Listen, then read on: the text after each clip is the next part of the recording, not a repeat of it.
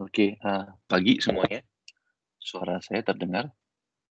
Pagi kok. Oke, thank you. Nah, untuk pagi ini kita akan sebenarnya tinggal 2 materi saja sih. Materi tentang natural language communication. Sebenarnya itu lebih ke arah pengenalan untuk mata kuliah NLP kalian nantinya. Kalau kalian dapat NLP ya, saya nggak tahu sih. Dapat nggak? Lalu yang satu lagi perception ya. Perception itu untuk pengenalan di mana? Di mata kuliah computer vision kalian. Kalau memang nanti kalian akan dapat. Nah, nanti kalian presentasi itu di besok ya berarti ya. Besok presentasi.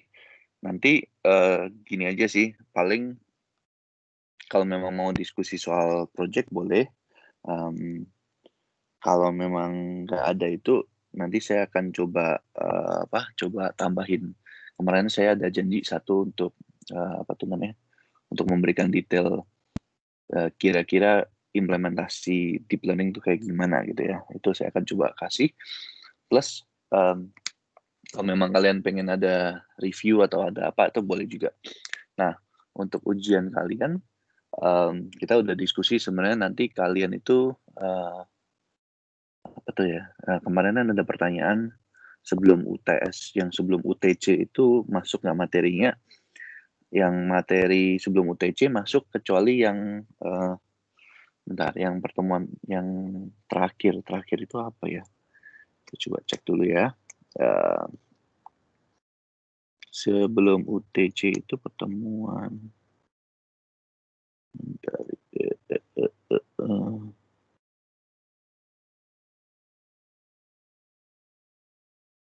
kok nggak ada. Oh ada nih. Jadi akan masuk yang learning from example kan ya, itu akan masuk kecuali pertemuan yang paling terakhir.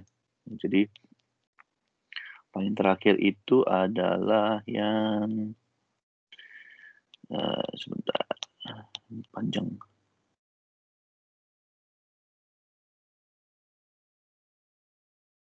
Kecuali yang ini, version space sama candidate elimination algorithm itu tidak akan keluar. Jadi kalian bisa skip itu. Lalu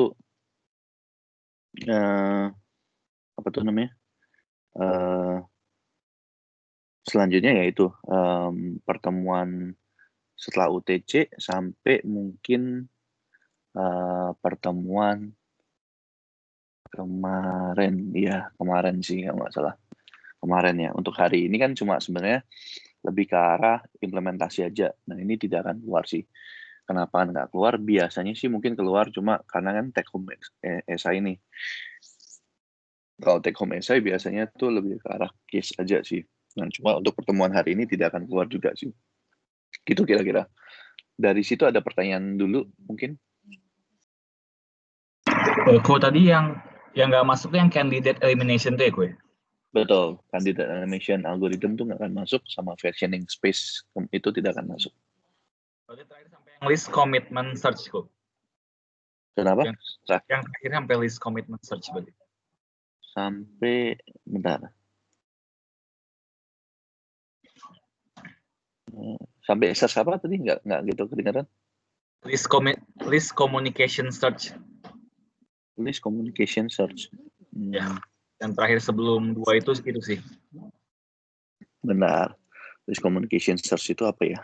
Kayaknya nggak akan ada juga sih. Tetap, bentar ya, saya coba. Yang best hypothesis search itu. Atau yang logical formulation learning. Ini slide. Iya, yang termasuk logical formation learning kan ya. Yang ada best hypothesis search sama list commitment search.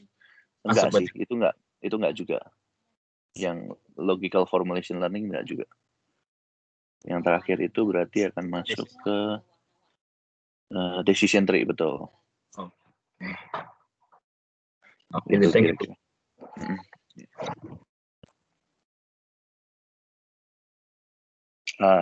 Tipe soalnya sama kayak kemarin, jadi nanti akan ada case, akan ada hitung-hitungan juga.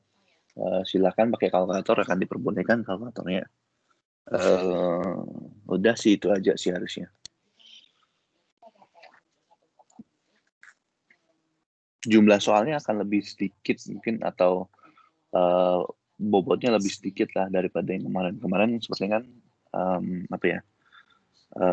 kalian membutuhkan waktu yang lumayan lama kan ya, ada butuh tambahan lagi. Nah mungkin sekarang ini akan kurangin satu soal, atau pokoknya setara dengan satu soal lah akan dikurangin bobotnya, kira-kira seperti itu. Nah untuk presentation paling besok ya nanti sama Pak Alex berarti ya, untuk besok presentationnya. Kalau nanti mau nanya boleh. Nah sekarang paling kita coba habiskan materi dulu ya, 25 sama 26 kan tinggal natural language communication, natural language for communication itu lanjutan kemarin sebenarnya sudah saya sudah saya bahas sedikit. Nah terus habis itu nanti masuk ke perception. Nah ini sama sih, nanti saya ada tambah-tambahan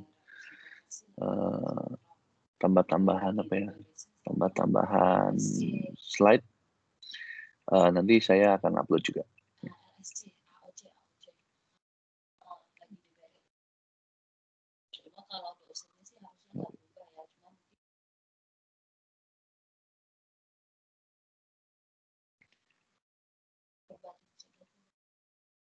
Oke, nah slide-nya sudah terlihat kan ya? Sudah kok. Oke, sip. Thank you. Nah, untuk pertemuan 25 ini sebenarnya sama nih, 25 dan 26 itu sebenarnya lebih ke arah materi untuk AI yang lebih detail itu kalian sudah AI secara general itu sudah selesai. Nah, sekarang itu kita masuk ke implementasi yang sebenarnya dari kemarin sih. Kemarin itu masuk implementasi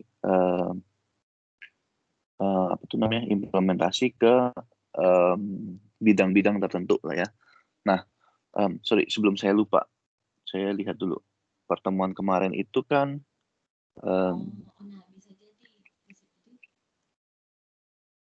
pertemuan kemarin itu yang tidak masuk di pertemuan kemarin itu cuma yang mana tuh, yang language doang.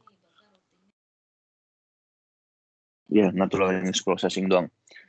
Tapi sisanya yang berarti SVM dan neural net itu masuk ya. Jadi itu tetap masuk. Intinya sih yang machine learning itu kan masuk sih. Implementasi itu kalau kalian mau baca boleh silakan.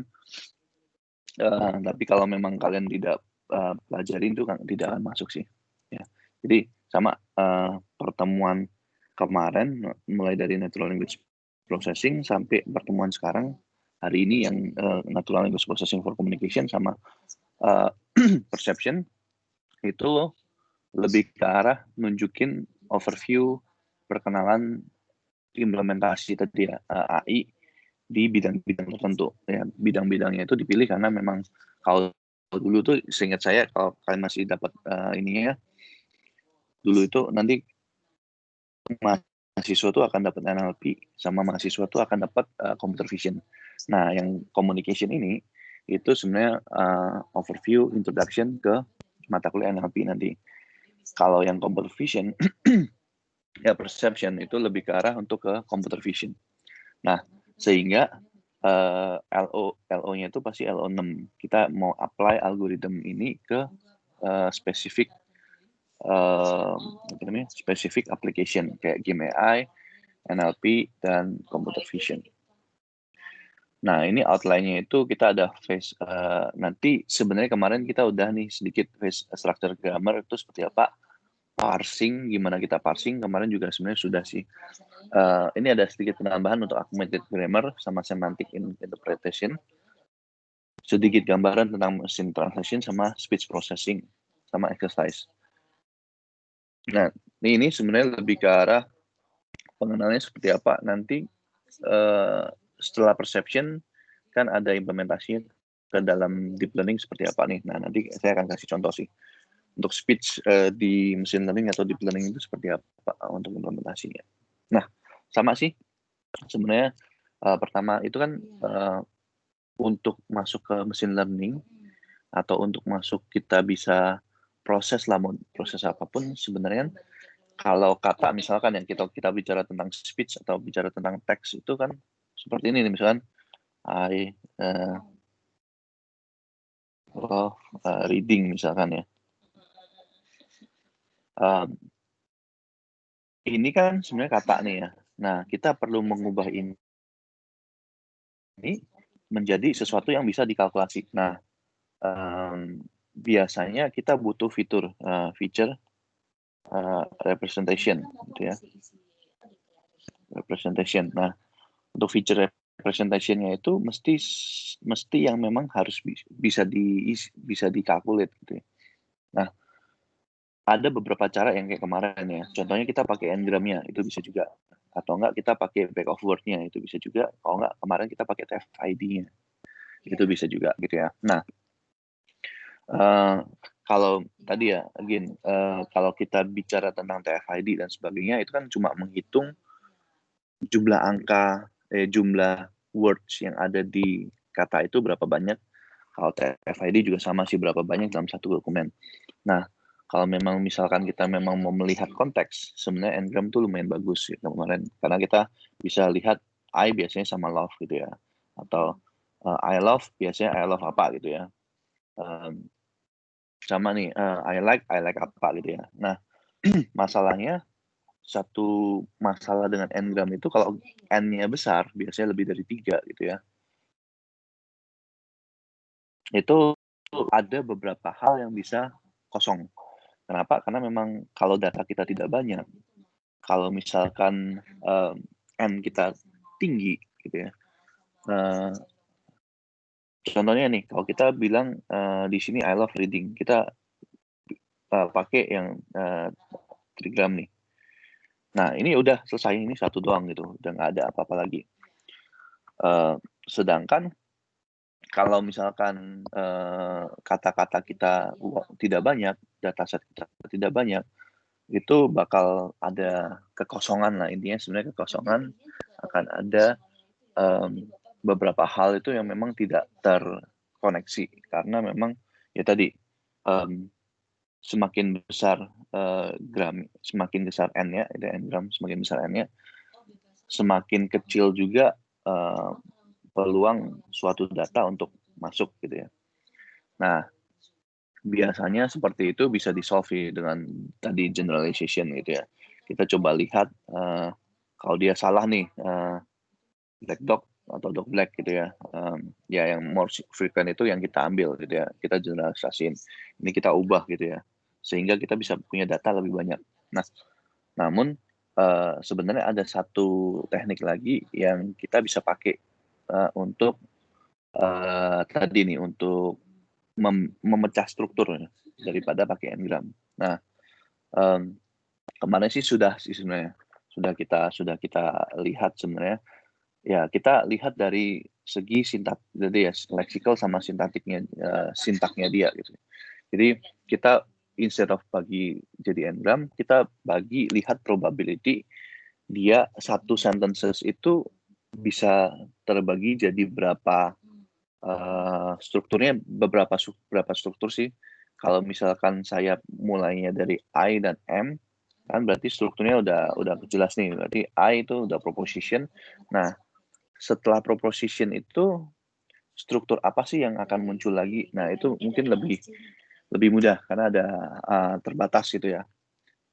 Nah, sehingga biasanya itu kita bisa pakai tadi ya, bisa pakai rules atau kategori-kategori struktur yang bisa kita representasiin dalam tree ya, pakai tree yang kemarin ya, sehingga kita bisa parse. Nah, model yang paling populer atau ide yang paling populer ya kemarin sih yang kita sudah ini ya, probabilistic context free grammar atau PCFG gitu ya. Nah, ya tadi sama caranya gimana ya, tadi tergantung grammar sih dan tergantung bahasanya.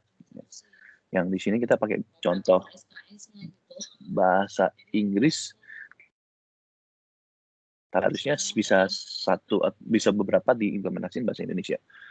Kalau grammarnya agak berbeda, itu yang memang agak susah. Kayak misalkan bahasa Jepang dan bahasa Korea mungkin misalkan yang memang struktur grammarnya agak berbeda dengan bahasa Inggris dan bahasa Indonesia.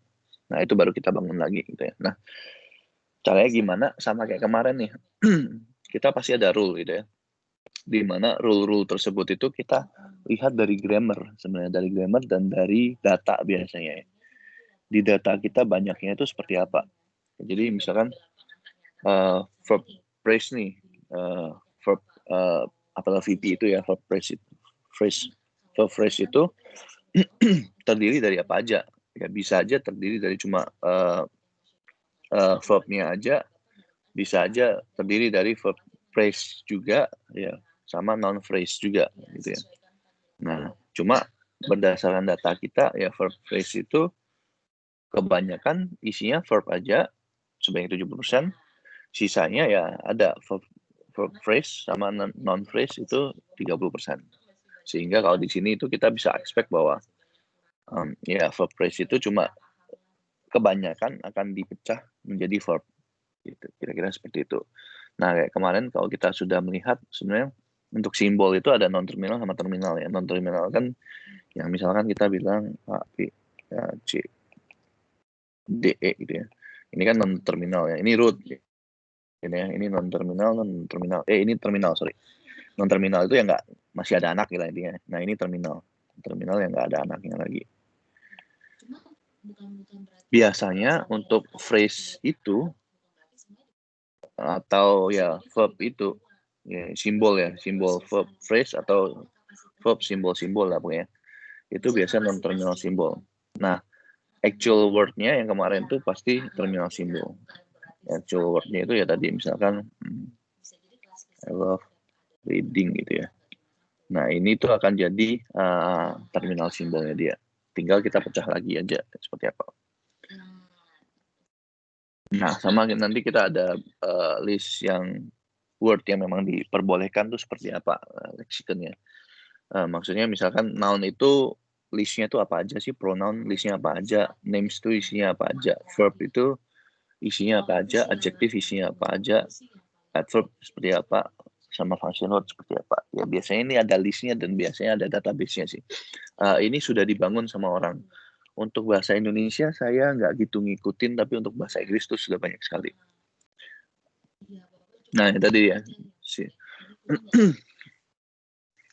Bisa aja kita bangun satu database. Terus habis itu kita trainingin atau kita lihat ini probability-nya. Jadi bisa aja noun itu isinya itu tense, breeze, push, pitch dan sebagainya gitu ya. Di mana masing-masing itu ada probability-nya sendiri. Ya probability itu biasa diambil dari probability munculnya kata itu sebagai noun tadi ya di satu database gitu ya. Kira-kira seperti itu. Di satu database itu ada berapa banyak sih probability-nya. Sama nih verb juga sama, isinya apa aja, adjective isinya apa aja, dan seterusnya. Kita pasti ada satu list ini lexikonnya dia. Tergantung dengan database yang kita training. Makanya biasanya tuh orang-orang training terhadap database yang general. Contohnya Wikidam ditrainingin, atau dengan database apa tuh namanya, buku-buku klasik itu dia trainingin. Nah, setelah dapat itu kan kita sudah ada leksikon, list yang bisa diperbolehkan. Kita ada rules-nya gitu ya, grammar juga. Nah, grammar ini ingin tergantung dengan bahasa gitu ya. Biasanya sih kalau ya bahasa Inggris ya seperti ini gitu ya.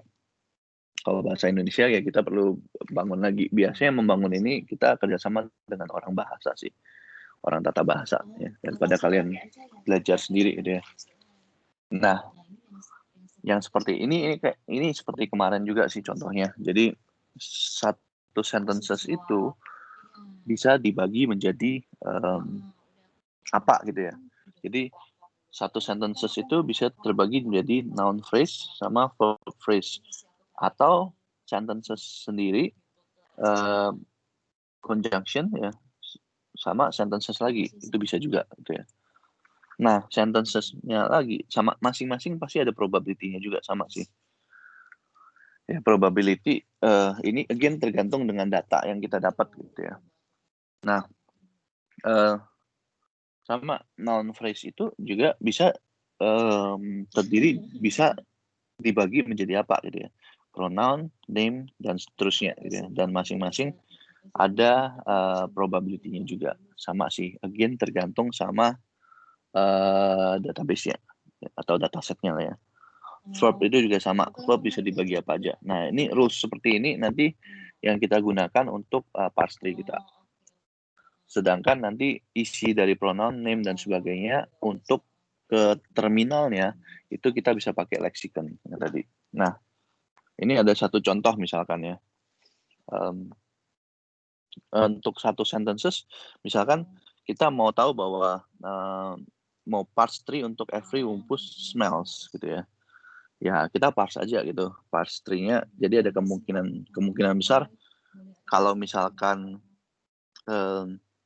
apa tuh? Kalau misalkan ya tadi ada 2 pendekatan ya. Kita coba pendekatannya yang top down dulu deh. Jadi misalkan dari sini kita mau paling gampang bottom up deh, kita bottom up dulu ya. Kalau bottom up kita dari sini gampangnya every itu kita lihat aja list every itu masuk kemana sih? Oh, masuk ke artikel misalkan. Ada nggak sih di sini? Every ya, ini ada every ya, partikel 0,05 ya. Ini ya probability-nya. Lalu ini artikel nih. Lalu wumpus itu nanti dicari lagi. Wumpus itu ada di mana sih? Wumpus itu noun gitu ya, 0,15. Jadi dia noun 0,15 gitu ya. Lalu smells itu masuk di list mana sih? Smells itu akan cari juga akan verb gitu ya, 0,1 verb ya, 0,1. Nah, dari situ kita sudah dapat nih terminalnya, udah dapat bagian-bagiannya apa. Nah, setelah itu kita tinggal lihat aja nih kombinasi artikel, noun sama verb itu bisa jadi apa gitu ya. Kita lihat di sini ya. Kombinasi verb apa nih tadi? Verb, artikel, noun sama verb ya. Artikel sama noun sama verb ini nggak ada nih gitu ya. Jadi kita lihat artikel sama noun nih bisa nih, ada satu nih di sini gitu ya. Jadi noun phrase ya. Jadi di sini dia naik gitu ya. Jadi noun phrase. Di mana probability-nya 0,25 tetap sama ya di sini misalkan mana tadi. Noun, nah ini ya, noun phrase. Again ini tergantung dengan database kita ya, dataset kita ya.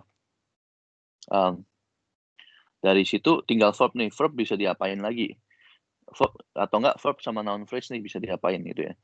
Tinggal kita cari aja verb sama noun phrase, nggak ada rupanya, cuma ada verb doang, bisa jadi verb phrase 0,4 gitu ya. Jadi ini jadi verb phrase 0,4 gitu ya. Nah, tinggal kita lihat aja noun phrase sama verb phrase itu bisa jadian apa.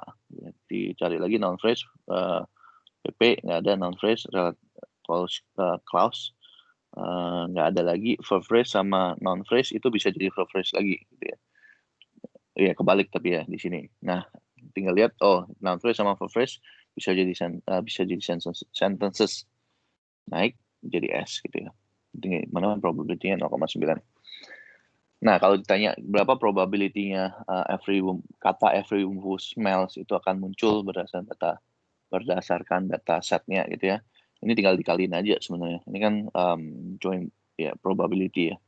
Jadi 0,9 kali 0,25 kali 0,4 kali 0,05 kali 0,15 kali 0,10. Ini probability untuk sentences-nya dia. Gitu ya, sama dengan ya berapa lah. Nah, itu kira-kira seperti itu sih untuk pendekatannya. Nah, tadi ya kita bisa parse tree ya akan jadi tree-nya seperti ini. Nah, cuma detail untuk parsing-nya seperti apa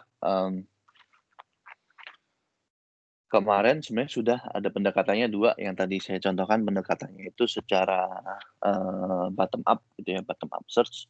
Ada juga secara top down. Ya, top down berarti kita mulai dari yang terbesar, berarti mulai dari sentences itu. Dari sentences itu probability, bukan probability, dari sentences itu bisa jadi apa aja sih? Terus kita lihat apakah bisa gitu ya. Nah, setelah selesai, itu top down ya. Kalau bottom up lebih ke arah dari terminalnya, gitu ya. Dari terminalnya itu lebih ke arah, jadi dari sentences-nya dia bisa di-convert jadi apa. Nah, according to rules of grammar ya tadi ya, sama itu sih, sama apa tuh? Ini kan rules of grammar-nya dia kan ya. Sama lexikonnya bisa apa aja, list dari lexikonnya bisa apa aja. Nah, dua itu pegangan kita biasanya sih. Iya, ini contoh dari tadi sama sih. Ini contoh dari tadi, yang ini lebih ke arah ya tadi sih. Kalau tadi probabilities ada probability-nya, ini synthetic parsing tapi nggak ada probability ya biasa aja gitu ya. Tapi tetap sama aja. Jadi ini tadi grammar tetap sama sih.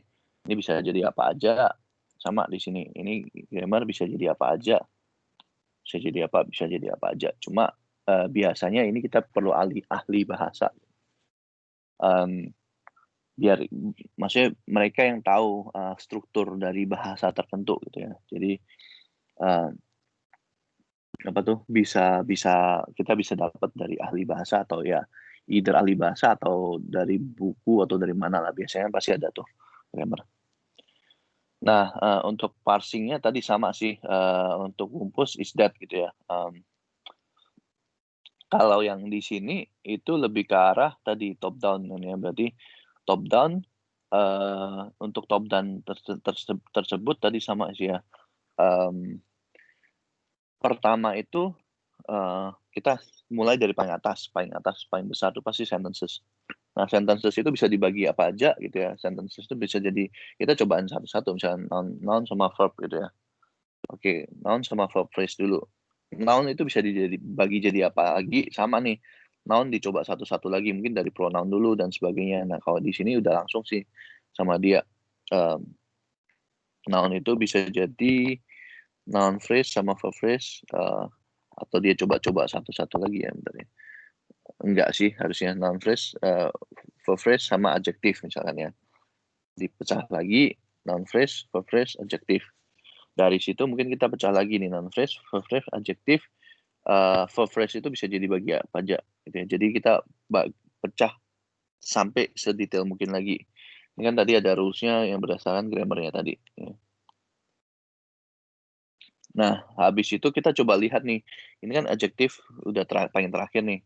Kita coba lihat apakah ada kalimat yang memang ada kata yang memang bisa merepresentasikan adjektif. Oh, rupanya ada nih adjektif itu that gitu ya. Kita ubah gitu ya. Terus habis itu verb nih, apakah memang ada yang bisa representasiin verb? Bisa juga. Nah, habis itu verb phrase-nya itu dipecah lagi misalkan nih. Coba satu-satu lagi. Di mana rules-nya itu ya tadi dapat dari ini. Terus habis itu kita coba lihat satu-satu lagi, artikel sama noun. Noun bisa di mappingin ke kata nggak, sama artikel bisa mappingin ke kata nggak, dan seterusnya. Ya, ini top down ya. Kalau bottom up ya kayak kemarin, kayak tadi ya. Dari sini kita coba lihat satu-satu. Masing-masing itu apa tuh? I itu apa? Should itu apa? The itu apa? Wumpus itu apa? Terus nanti kita coba akan lihat kira-kira rules yang mendekati, yang bisa satisfy pronoun, verb, artikel, sama noun itu apa? Oh, rupa-rupanya pronoun itu cuma bisa jadi misalkan noun phrase gitu ya. Verb itu nanti dilihat verb, artikel, sama noun bisa nggak, atau verb sama artikel doang bisa nggak. Nggak bisa verb sendiri misalkan. Nah, artikel sama noun bisa nggak? Kalau nggak bisa ya artikel sendiri, noun sendiri gitu ya. Nah, rupanya dari sini pronoun bisa dijadiin noun phrase, verb bisa jadi verb phrase, artikel sama noun bisa jadi noun phrase. Dari situ balik lagi, noun phrase sama gabungan antara noun phrase, verb phrase sama noun phrase itu bisa jadi apa gitu ya. Dari situ balik terus sih. Oh, rupanya bisa jadi ini, bisa jadi ini dan seterusnya. Sehingga kita bisa dapat itu perbedaannya ya. Tadi kalau bottom up itu berarti kita mulai dari paling gede dulu. Top down kita mulai dari gede dulu sampai turun gitu ya, sampai kita lihat kira-kira rules apa sih yang paling cocok gitu ya. Tapi mulainya dari atas gitu ya. Biasanya sih pasti ada beberapa tree yang kita coba. Jadi kan kita nggak tahu nih ininya. Kita coba-coba tree-nya. Setelah kalau terminalnya nggak dapat berarti tree itu nggak valid. Setelah nggak valid itu ya tinggal kita ganti ke tree yang lain lagi gitu ya, ke struktur yang lain lagi. Nah ini juga sama sih, ini dari bottom up juga sama. Kalau bottom up dia lebih ke searching kira-kira pronoun ya kombinasi antara ya leaf satu dengan leaf yang lain, node satu dengan node yang lain itu apa. Nah ini mengulang review dari kemarin juga sih, sama nih ya, ini tetap sama, ini juga sama yang tadi. Kalau masih ingat ya, ini kemarin saya bawakan juga, ini syntactic parsing yang tadi book.flight. Nah, ini bahasa itu sulit sebenarnya ya. Jadi saya lupa ngasih itu bahasa itu sulit sebenarnya, language itu sulit gitu ya. Kenapa? Karena ada beberapa ambiguity gitu ya. Jadi kita bisa diharapkan untuk parsing ini bisa menghindari ambiguity gitu ya. Kenapa? Karena tadi contoh nih book.flight misalkan ya. Book itu kan bisa aja kalau kita nggak melihat konteks, book itu bisa dianggap jadi noun gitu ya. Cuma nanti bisa dicoba-coba gitu ya. Oh, rupanya nggak ada atau probability untuk gabungan noun phrase, depan noun phrase mulai dulu sama habis itu determinan sama noun lagi itu lebih kecil daripada verb, determinan sama noun gitu ya. Nah, sehingga kita bisa melihat bahwa oh ini harusnya sih booknya itu artinya itu lebih ke arah bukan buku, tapi lebih ke arah kita melakukan sesuatu. Nah ini tadi sama gitu ya. Ini kemarin juga sama. Nah ini yang kemarin kita lihat bahwa sebenarnya kalau top down itu kita mulai dari paling atas. Biasanya nanti dia akan coba, ada beberapa tree yang akan mencoba possibility-nya. Kalau nggak sampai terminal, nggak sampai habis gitu ya, nggak sampai ini, atau probability lebih kecil, dia akan kalau nggak terminal dia akan stop gitu ya, ganti ke lain. Tapi kalau misalnya ada beberapa, kita tinggal lihat probability dari semuanya itu yang paling besar itu seperti apa. Kalau bottom up juga sama. Bottom up kita naik. Sebenarnya ada beberapa kombinasi gitu ya. Sama sih naiknya itu kan ada beberapa kombinasi, ini sama ini bisa dikombinasikan jadi apa. Ini sama ini jadi apa gitu ya. Tapi kalau sudah jelas biasanya kita langsung sih. Nah, ada yang mau ditanyakan dulu sampai sekarang mungkin sampai sini? Kok itu untuk yang top up sama bottom up, top down sama bottom up yang sama itu kalimat yang sama itu bisa menghasilkan parsing yang berbeda nggak kok? Harusnya sih akan menghasilkan parsing yang sama sih. Mungkin kalau kalimatnya kompleks mungkin bisa berbeda, cuma pasti sama sih biasanya. Jadi top down sama bottom up itu pasti rata-rata dia akan menghasilkan yang sama. Tinggal nanti kalau misalkan kompleks banget ya, sehingga kompleks banget kita lihat probability-nya. Nah, probability-nya itu harusnya sama juga sih sama. Gitu kira-kira sih. Okay. Semoga menjawab ya. Kok satu lagi kok ini mengenai yang PPT sebelum yang tidak masuk UTC tapi sebelum UTC itu PPT dari Koko tuh tidak terupload kok. Oh, Bisa tolong diupload ulang kok. Boleh. Nanti ingetin saya ya untuk upload. Apa sekarang aja ya? Sorry, saya upload sekarang deh daripada saya lupa lagi. Thank you buat diingetin ya. Yang semuanya ya atau yang cuma semuanya kok. semuanya hari ya. itu ya. Oke, saya coba lihat ya, nggak terupload ya. Bentar ya. Sebelum UTC itu pertemuan 15, 16, 17, 18 itu belum ya? Coba ya, saya balik lagi. Saya sekarang upload yang hari ini deh. Yang 13-14 juga belum kok. 13, 13-14 itu ya, yang review ya. Ya 13, 14 saya review sama ini deh. 15, 16, 17, 18 belum ya? Sama 19. Saya coba cek dulu ya, bentar.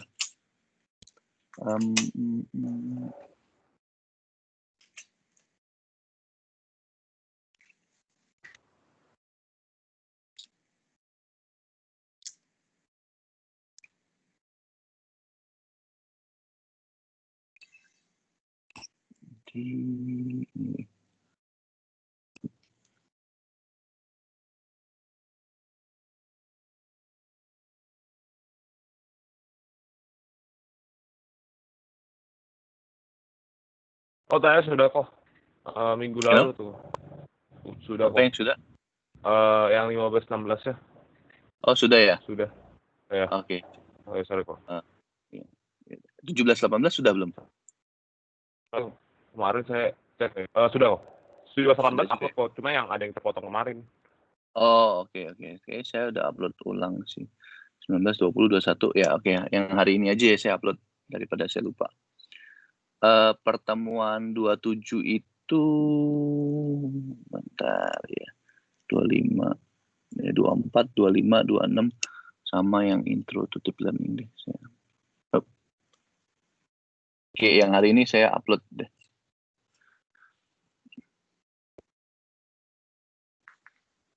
Oke, mana ini?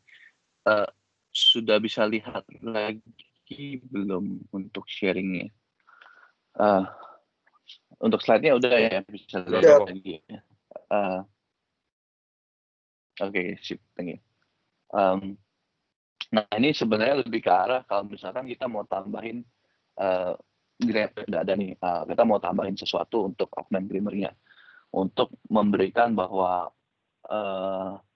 kata ini tuh probability-nya lebih besar sih, itu bisa juga sih. Nah, kita bisa augment pakai tadi head variable namanya v cara nul. Ini sih sebenarnya tergantung dengan kita ininya sih.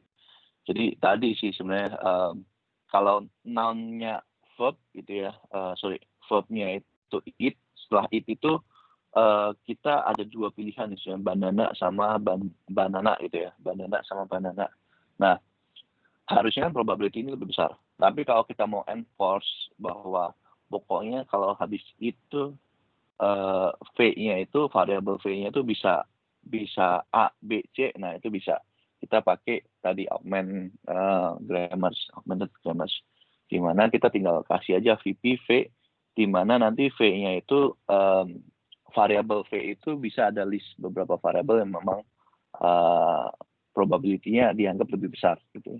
Atau kita lebih prefer untuk v-nya itu isinya ini dan itu gitu ya. Sama kita bisa pakai juga tadi verb v itu di mana verb-nya itu ada verb v dan noun phrase-nya n, di mana ini variabel juga yang isinya itu bisa kita kasih. Ya. Ini layarnya kok putih aja ya kok.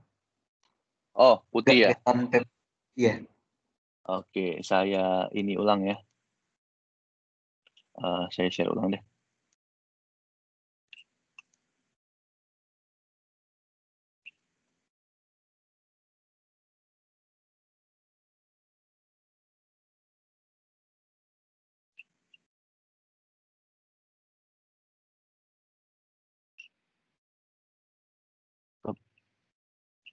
Yang ini sudah kelihatan?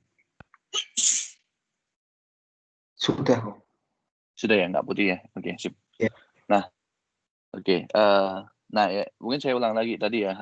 Kita pengen sini aja sih nggak apa-apa. Kita pengen bawa enforce bahwa V itu apa, N itu apa gitu ya. Jadi kita mau tahu bahwa kita mau enforce bahwa kalau kalau V-nya itu eat, maka N-nya itu harus banana gitu ya.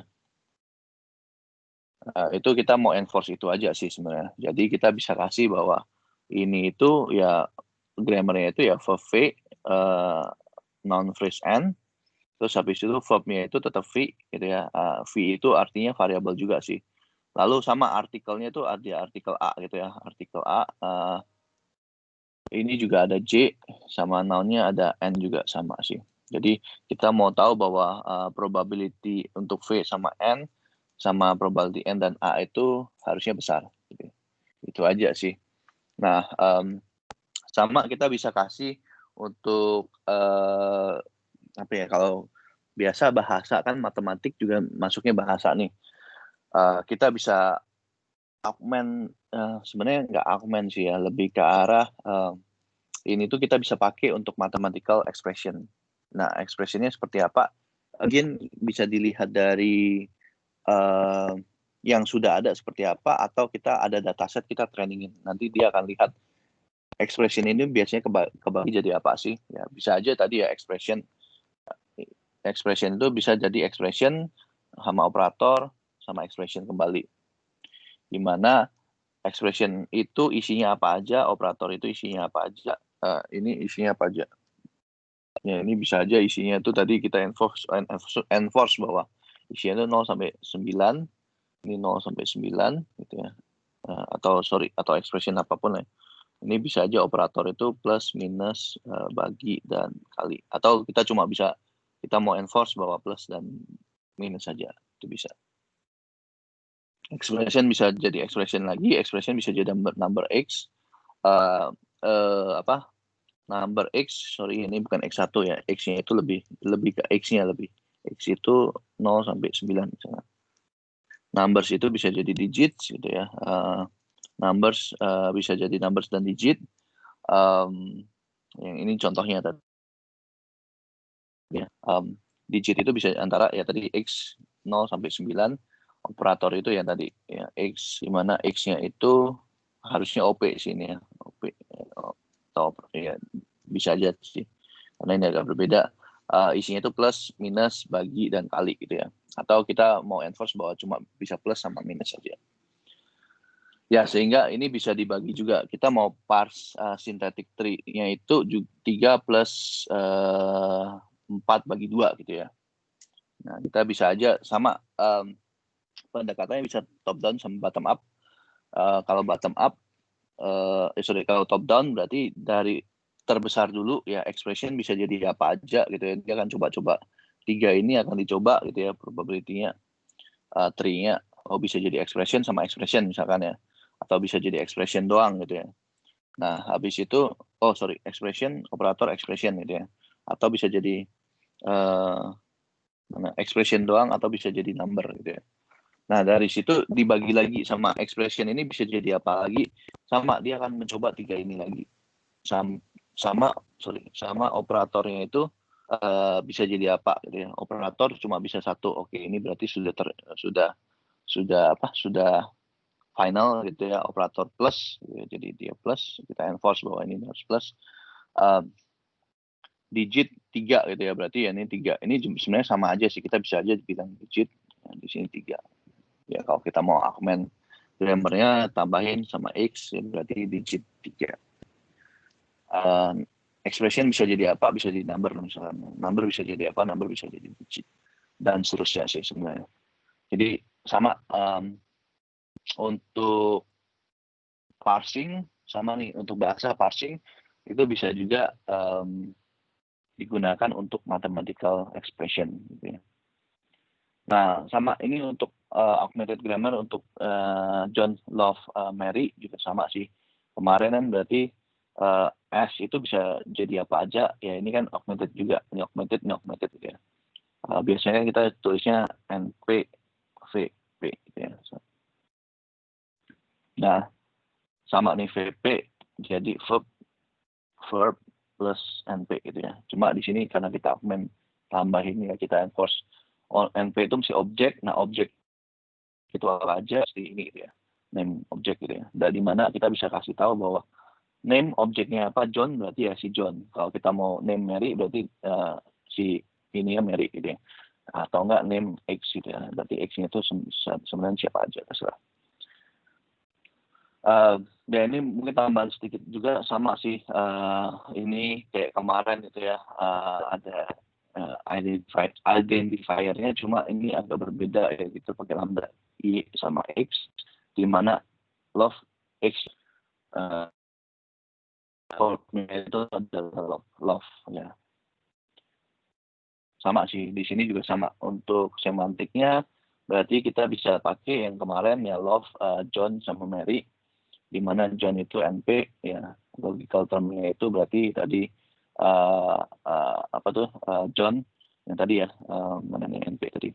Nah, NP objek ya, di mana objeknya itu adalah si namanya. Love Mary itu VP sama yang semantik juga sama, sehingga kita bisa ubah jadi ya tadi ya, ya antara begini love X dan Y gitu ya, atau yang di sini ya. Kan ini verb kan ya, atau kita bisa aja sama, kalau kita bilang love Mary berarti si X itu love Mary gitu ya, dimana nanti X-nya sendiri itu si John gitu. Ini nggak ada ya, kira-kira seperti itu sih. Atau bisa aja kita bisa bilang bahwa kalau dibalik ya, Mary love John ya berarti ya di sini ya X bisa X juga sih, loves X di sini John, di mana di sini nanti si si X-nya itu si Mary. Ini dibagi sih, dipecah sih. Jadi harusnya begini ya, subject biar ini dan noun sama verb phrase gitu ya. Noun-nya itu kan si tadi bagi ini ya, berarti si John, si objek ini ya, name objek, terus si verb phrase-nya itu yang tadi isinya itu X loves X married. Kira-kira seperti itu. Ya sebenarnya sama aja, bahwa di sini tuh ya kayak tadi NP, VP, ini pasti ada yang ininya X, VP, X atau apa gitu ya, terserah. Terus di sini bagi jadi names, yang kalau di sini mungkin noun, terus habis itu John, terus habis itu verb phrase itu ada verb sama noun phrase lagi misalkan ya.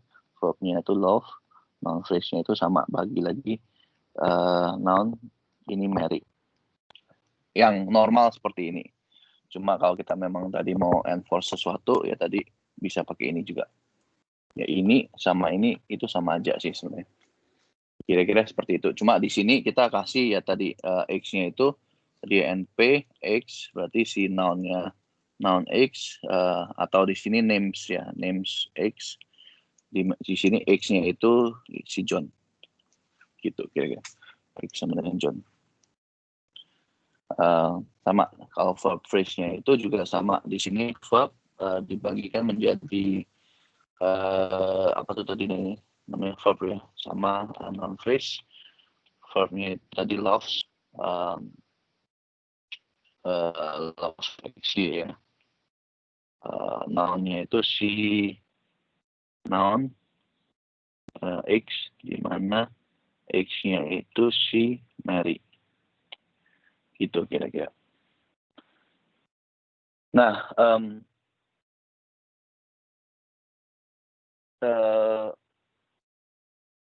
perkembangan untuk language for communication atau NLP for communication itu ada banyak sebenarnya.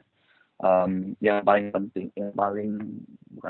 yang paling sekarang kita masih gunakan itu adalah mesin translation. Nah, mesin translation itu sebenarnya sekarang ini menjadi dua hal sebenarnya.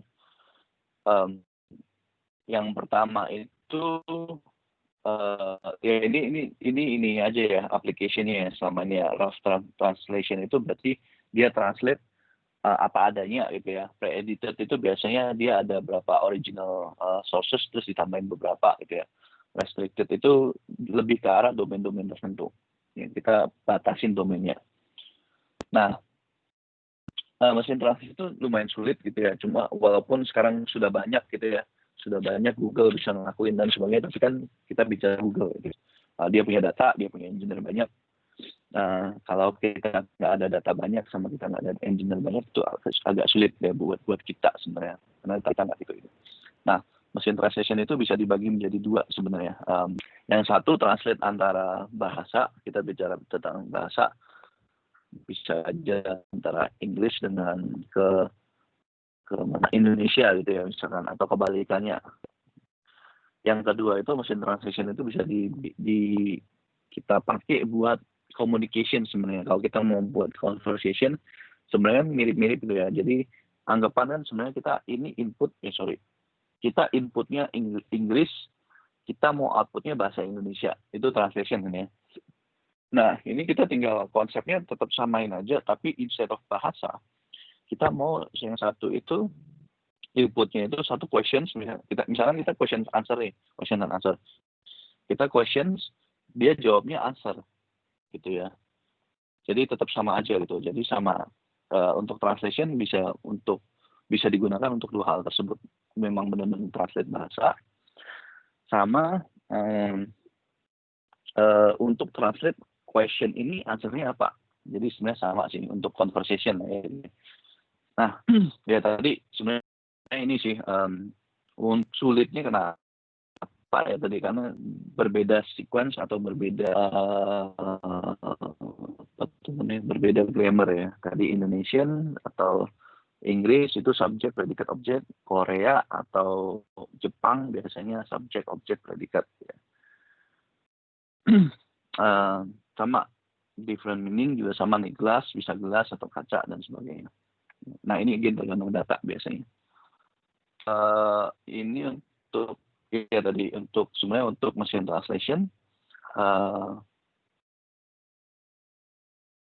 ya again kalau misalkan kita kalau bicara tentang mesin translation untuk translate bahasa itu berarti kita akan bicara tentang tadi interlingua knowledge representation gitu ya. Jadi gelas itu diubah menjadi kaca atau gelas gitu ya. Saya diubah menjadi I.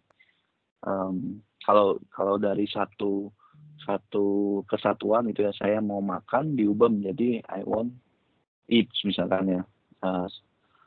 Tapi kalau misalkan teknik kedua ya tadi ya, untuk soft teknik kedua kita bisa pakai untuk conversation ya tadi saya mau makan diubahnya instead of pakai tadi interlingua knowledge representation ya kita bisa pakai yang tadi nih kalau saya tulis ini kalau misalnya saya mau makan ya pertama keluarnya saya terus habis itu diikutin oleh mau terus diikutin oleh makan biasanya dia akan keluar apa gitu ya mungkin di sini di mana gitu ya ini probability-nya lebih besar gitu ya.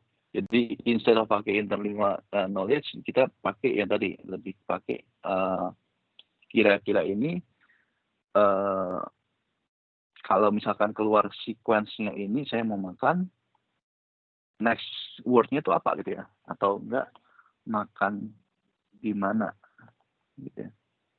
Sama nih saya mau makan diikutin oleh makan paling besar habis itu kalau kata saya mau makan yang diikutin oleh makan selanjutnya kata apa itu bisa juga kira-kira seperti itu. Nah unsolved problemnya atau yang masih susah itu complex knowledge representation tadi gitu ya. Parsing juga sama, generating sentences juga agak susah sebenarnya untuk representation-nya. Ya ini juga sama kalau memang transfer model itu lebih ke arah kita pakai model yang satu training satu model gampangnya seperti ini kalau misalkan mesin transition kita pakai model yang sama misalkan bahasa Indonesia ke bahasa Inggris gitu ya kita sudah trainingin terus kita lihat mungkin strukturnya bahasa Indonesia sama bahasa Inggris itu mirip terus habis itu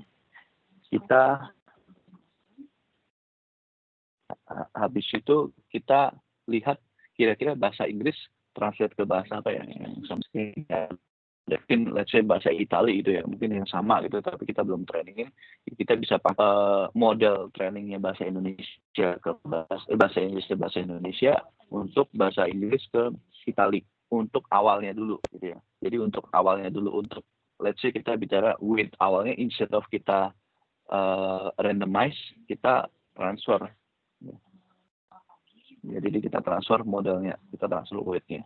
Itu sih kira-kira. Nah, untuk ya ini sama sih sebenarnya. Kalau kemarin itu lebih ke arah yang kalau kita main statistical transition, machine translation, sama aja sih kalau misalkan kita mau translate English ke French. Jadi kita tinggal cari argmax-nya ya, berarti kita mencari probability paling maksimum antara bahasa atau word dalam French given word-nya dalam bahasa Inggris. Itu juga sama ya, kalau mau pakai bias juga sama sih. Berarti sama dengan kita mencari yang maksimalnya, probability maksimal dari kata Inggris given kata French kali di probability kata French tersebut gitu ya. Itu apa gitu ya. Saya nggak tahu kata French, mungkin ganti aja Indonesia gitu ya, gitu ya. Bisa aja kita bilang probability saya mau makan ke I want eat sama dengan probability I want eat gitu ya. Saya mau makan mau dikali dengan probability kata dalam bahasa Indonesianya. Saya mau makan.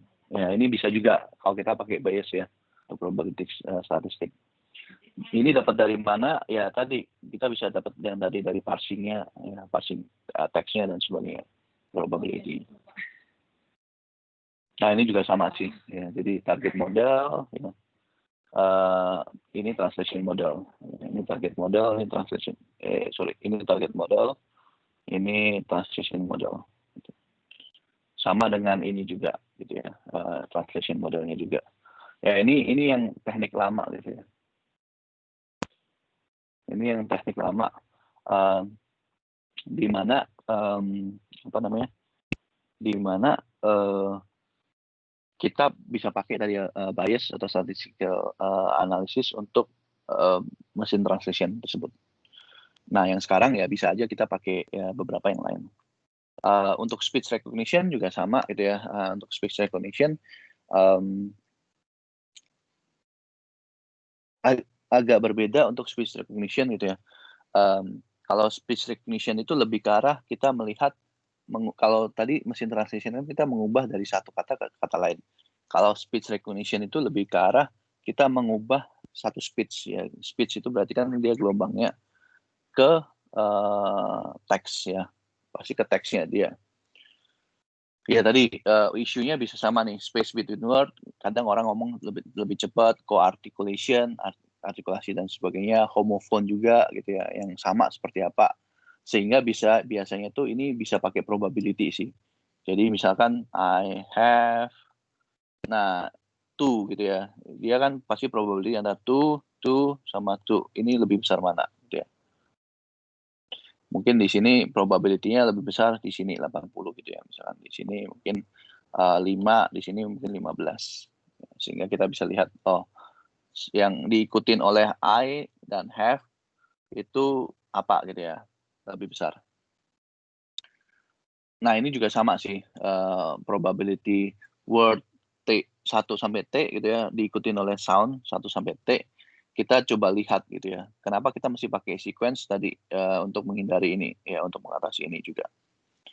Ya probability sounds 1 sampai T diikuti oleh word 1 sampai T dikali probability word 1 sampai T. Ini bisa juga digunakan untuk tadi, sebenarnya sama sih, acoustic modelnya itu ini gitu ya, sama ini language modelnya itu ini, probability. Kira-kira seperti itu sih. Mungkin sampai sini ada pertanyaan dulu.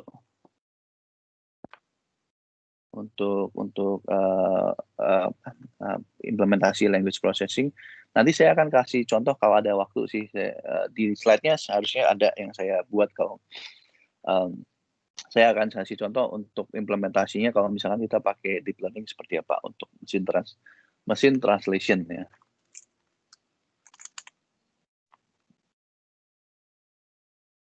Nah, ya exercise ya, tadi saya baru baca message. Nanti saya akan buka lagi nih yang untuk yang lupa atau belum upload gitu ya. Saya akan buka lagi sampai malam ini ya, untuk self learningnya. Untuk hari ini tidak akan ada self learning karena kalian pasti ada quiz kan ya. Nantinya apa tuh namanya sama kalian untuk mempersiapkan presentasi dan mempersiapkan ujian kalian ya. Nah, jadi nggak akan ada tugas self learning lagi nanti untuk hari ini. Sip. Mungkin ada pertanyaan dulu sebelum kita masuk ke next pertemuan.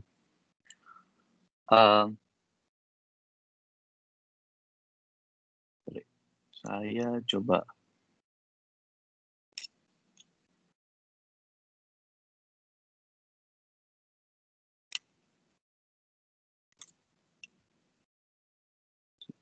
lihat dulu ya.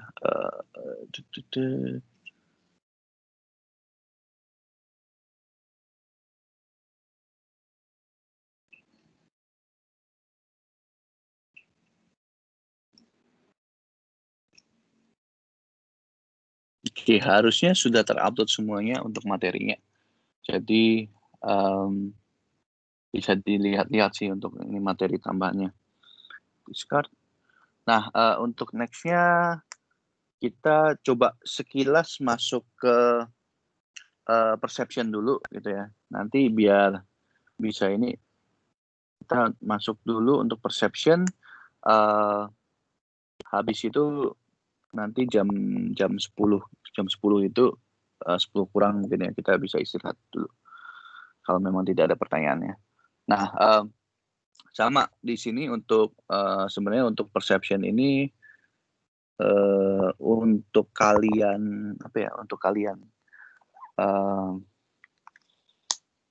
intro ya intro untuk kalian untuk masuk ke computer vision, mata kuliah computer vision. Nah, kebanyakan slide ini saya ambil juga dari computer vision, saya tambahkan di computer vision juga, dari computer vision juga.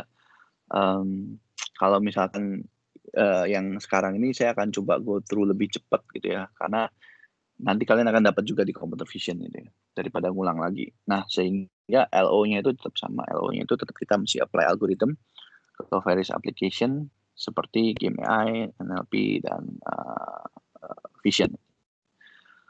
Untuk outline-nya kita akan coba lihat perception seperti apa, image formation kita akan coba lihat juga, sama beberapa beberapa teknik awal ya,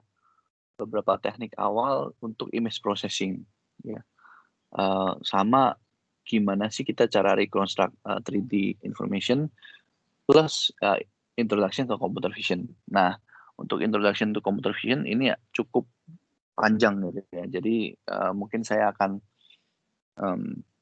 membawakan tidak terlalu detail sebenarnya.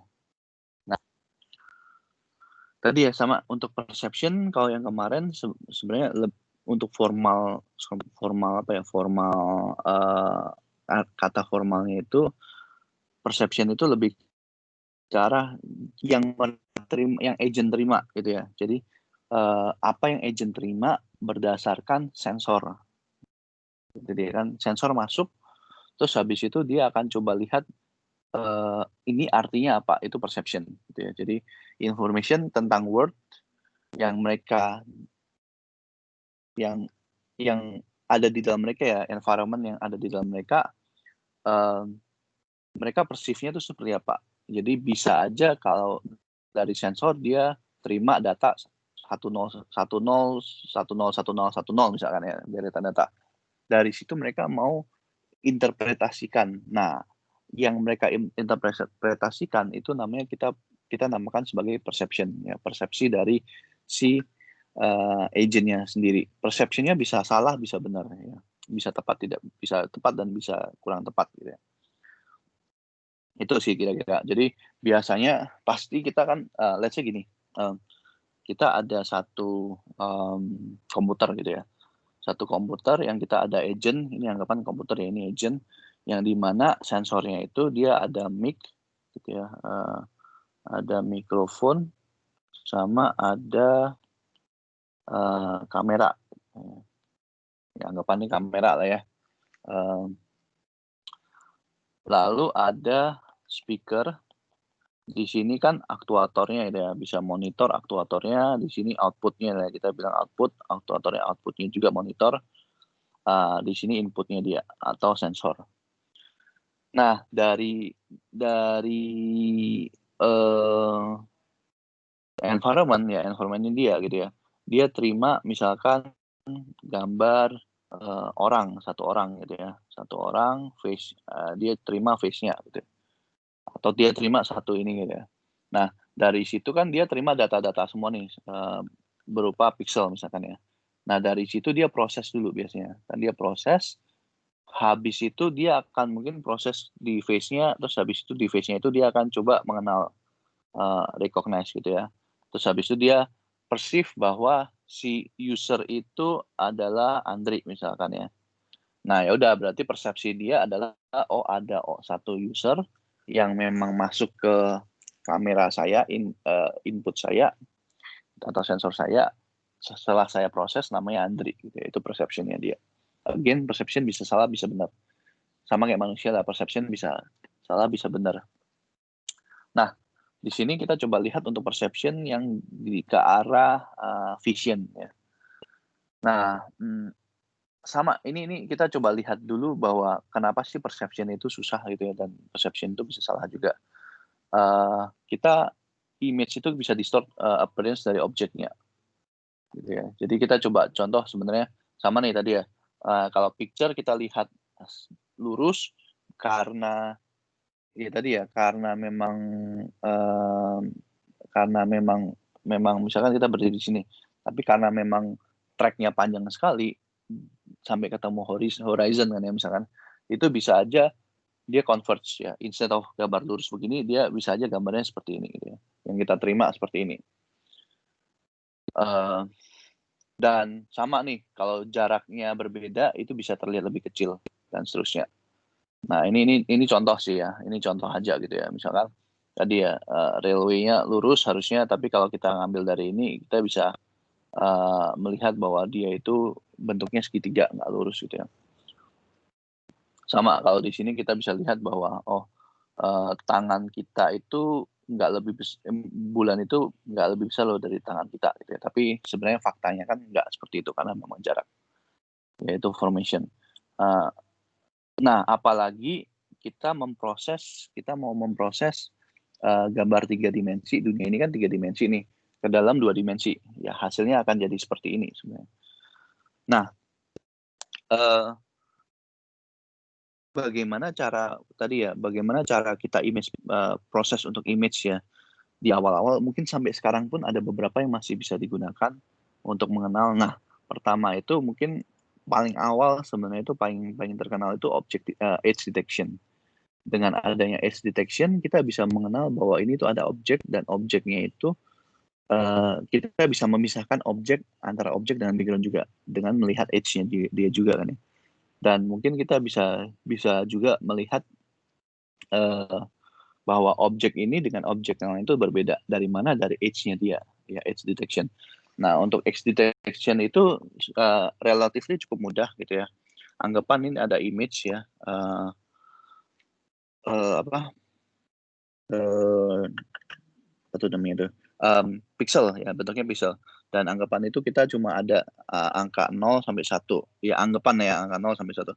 0 itu di mana warnanya hitam, 1 itu warnanya 0 itu warnanya, ya benar ya, 0 itu hitam, 1 itu putih misalkan ya, atau bisa dibalik lah, terserah. Nah, kalau untuk edge itu dia bisa aja kalau kita zoom di sini ya, zoom di sini, ini kita zoom ke sini ya, itu ini ada warnanya gitu ya pasti ya, ini ada warnanya.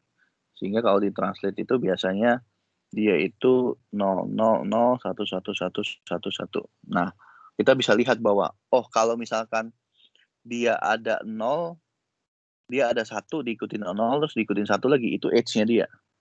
Ya, jadi mendetek ya ini edge-nya dia gitu ya. Ini ada edge-nya dia. Gitu kira-kira. Ya, sama lah sama seperti ini juga kalau kita translate gitu ya. Kalau kita translate misalkan nggak bisa sih, kita harus gedean. Ya, kalau kita translate misalkan di sini itu 0, 0, 0, sini 1, 1, 1, 1, 1, yang kita bisa lihat bahwa 0, 0, 0 diikutin oleh 1, 1, 1, 1, 1, 1 itu dia edge-nya. Berarti ini dia edge-nya gitu ya. Ini dan ini tuh akan jadi edge-nya. Nah, itu sih konsep awal dari image processing. Kita melihat tadi ya significant change di image brightness-nya. Kita mau melihat adanya perubahan secara drastis ya, signifikan ya. Ini kan ini anggapan ini 1, 0 itu cuma ini ya. Bisa aja kan dari 0 sampai 255 sebenarnya range-nya. Tapi kita bisa aja lihat pokoknya intinya kalau 3 begini gitu ya. Ini perbedaan signifikannya yang tadinya mungkin warnanya ini misalnya 10, 10, 10. Di sini terang banget nih, terang 200, 200, 200, 200, 200, 200 ya. Ini kan ada perubahan drastis dan ini ada perubahan drastis lagi. Itu yang kita sebut sebagai edge. Cara deteknya kebanyakan seperti itu. Nah, selain edge itu juga kita melihat texture juga sama sih. Texture-nya itu untuk visualize aja sih sebenarnya sama ini yang lumayan membuat breaking through ya sampai sekarang ini sih yang namanya optical flow sebenarnya. Nah, optical flow itu lebih ke arah kita melihat sebenarnya kalau misalkan ini video ya, kalau misalkan ada satu yang bergerak gitu ya, satu benda yang bergerak gitu ya, yang kita capture dari frame 1 sampai ke frame N gitu ya. Nah, kalau misalkan kita mau mendetek pergerakan, itu kita bisa pakai yang namanya tadi ya optical flow, di mana kita bisa menggambarkan flow dari pergerakan dari perubahan dari satu pixel ke pixel lain itu seperti apa. Jadi contohnya seperti ini. Kalau misalkan dalam satu pixel itu dia anggapan ya ada di sini tuh ada titik kosong ya, satu titik gitu ya, 0 ya. 1, 1, 1, 1, 1. Terus di frame selanjutnya dia berubah, titiknya berubah gitu ya. 1, 1, 1, 1, 1, 0 berubah ke sini. Nah, biasanya itu dia akan digambarkan optical flow-nya itu berarti dia awalnya dari sini bergerak ke sini. Ya, kenapa pergambarannya seperti ini gitu ya. Jadi ini untuk mendetek tadi pergerakannya. Ya, untuk melihat motion pergerakannya.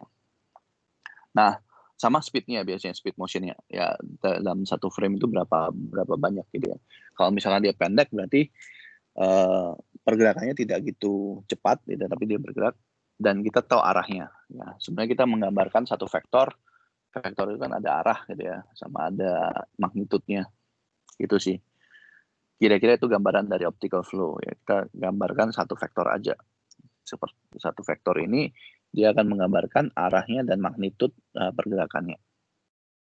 Kira-kira seperti. Nah, ini masih banyak dipakai juga gitu ya untuk di computer vision untuk beberapa hal tersebut. Nah, tadi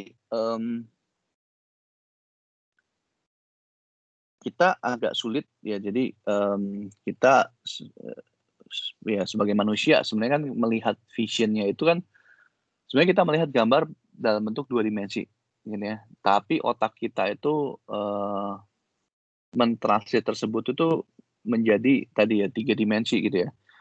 Ada perception depth-nya. Ya, jadi tapi yang kita tangkap itu kan kalau kita lihat tuh sebenarnya 2 dimensi gitu ya. Memang benar gambar 2 dimensi. Cuma dari otak kita itu melihat tadi ya dari iluminasi cahaya, dari warna, dari bentuk dan sebagainya. otak kita itu akan otomatis mengubah itu persepsi itu menambahkan persepsi untuk depth-nya dia. Sehingga kita bisa tahu bahwa oh ini tuh bentuknya seperti ini ya 3 dimensi dan sebagainya. Nah, cuma untuk memberikan kemampuan tersebut untuk ke komputer, berarti kan kita mesti tanda kutip mencoba untuk mengcopy fungsi otak tadi yang mengubah dari 2 dimensi jadi 3 dimensi ke komputer gitu ya, sama kan ya. Jadi dari 2 dimensi itu gimana kita recover atau gimana kita menarik informasi ya, melihat informasi apa tuh namanya? Yang kita tangkap 2 dimensi dari gambar 2 dimensi tersebut bagaimana kita menarik informasi tertentu sehingga kita bisa reconstruct jadi 3 dimensi. Nah, caranya ada beberapa gitu ya. Kalau di nggak tahu kalau teman-teman mungkin pernah lihat satu kamera gitu ya, satu kamera yang memang ada begini ya gambarnya ya. Ada kamera stereo. Nah, itu biasanya kamera ada 3 dimensinya, kamera 3 dimensi. Kenapa? Karena biasanya itu dari satu kamera itu dia melihat dari sebelah sini, satu lagi melihat dari sebelah sini ya, sama kayak mata kita lah ya. Lalu kita reconstruct sama-sama. Di sini ada 2 dimensi, ini 2 dimensi, kita reconstruct informasi 2 dimensi itu jadi 3 dimensi. Gitu ya. Contohnya seperti ini ya. Jadi kita bisa aja ada 2 kamera, yang satu kamera kita ngambil ini, satu kamera ngambil ini, sehingga kita bisa dapat kamera ketiga yang jadi 3 dimensi. Ya, jadi kita bisa reconstruct dari informasi yang kamera satu dengan kamera kedua, itu bisa juga. Nah, atau yang tadi ya, untuk ini object recognition juga sama sih. Untuk object recognition juga kita bisa melihat bahwa sebenarnya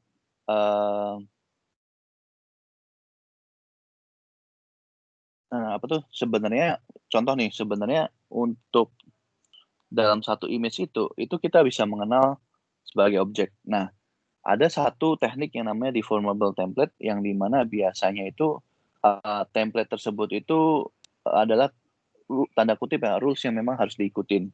Ya, jadi contoh kalau kita bicara tentang face recognition gitu ya, ini anggapan orang ya, serem juga ya.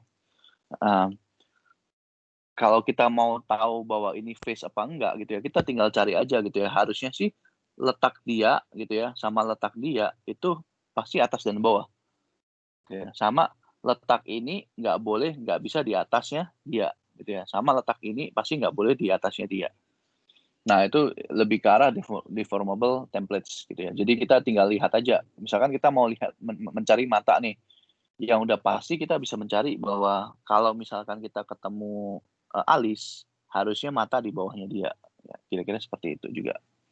Kalau alis dan mata ada ketemu 2 dan ada ketemu ini beberapa halus ketemu hidung di bawah mata dan ini mulut di bawah hidung. Nah, ada kemungkinan besar bahwa dia itu pasti face. Itu bisa juga ya seperti itu. Atau misalkan kalau kita mau mengenal sepeda nih, ini anggapan sepeda ya. Udah pasti misalkan dari bannya itu nggak mungkin di atas gitu ya, kecuali ada beberapa yang memang settingannya agak berbeda gitu ya. Jadi ban itu pasti di bawah, stang itu pasti lebih di atas dan di depan. Ya, depan atau belakang nggak kelihatan sih. Itu kira-kira seperti itu. Ya. Ya tadi sih sama. Buat apa ada vision sih sebenarnya? Buat vision itu tadi ya kita bisa recognize people, kita bisa analyze juga. Intinya kita bisa perceive sesuatu ya dengan vision. Mungkin saya akan stop di sini dulu kali ya. Saya coba lihat ya. Saya akan stop di sini karena udah 57 gitu ya. Ada pertanyaan dulu mungkin sebelum sambil saya absen ya.